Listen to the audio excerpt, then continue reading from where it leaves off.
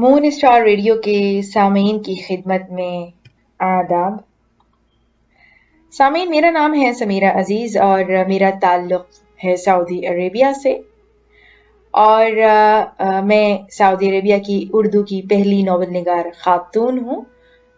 سعودی عربیہ میں اردو کی اور انگلش کی صحافت سے وابستہ رہی ہوں، بزنس وومن ہوں، اور کچھ شاعری کی کتابیں بھی میری آ چکی ہیں. میری ایک کتاب ان میں سے ہے کاغذ کی زمین.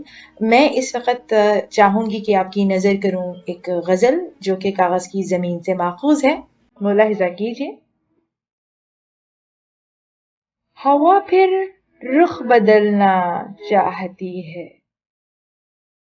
ہوا پھر رخ بدلنا چاہتی ہے، چراغوں کو نگلنا چاہتی ہے.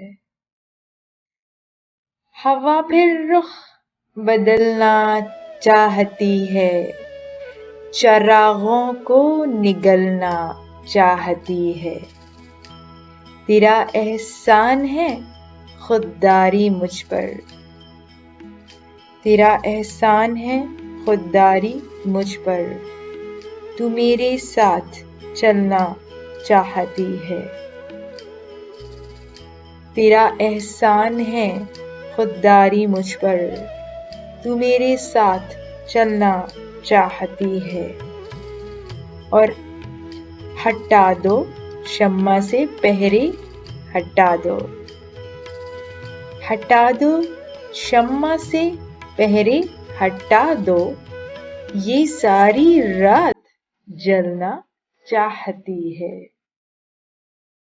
ہٹا دو شمع سے پہرے، ہٹا دو، یہ ساری رات جلنا چاہتی ہے. سنا ہے پھر کسی کی یاد آ کر، سنا ہے پھر کسی کی یاد آ کر، میرے اشکوں میں ڈھلنا چاہتی ہے. سنا ہے پھر کسی کی یاد آ کر، میری اشکوں میں ڈھلنا چاہتی ہے. سمیرہ پھر خزاں کی دھوپ آئی. مقطع ہے سامعین، ملاحظہ کیجیے.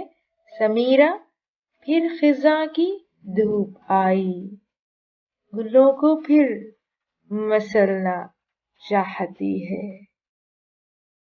سمیرہ پھر خزاں کی دھوپ آئی، گلوں کو پھر مسلنا چاہتی ہے.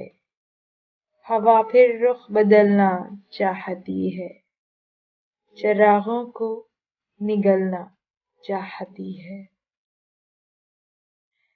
آپ کا بہت بہت شکریہ سامعین. میں چاہوں گی کہ خضر حیات صاحب اور ان کی ٹیم کو بہت بہت مبارکباد دوں. وہ بلا شبہ مبارکباد کے مستحق ہیں کیونکہ وہ اردو کی بہت خدمت کر رہے ہیں.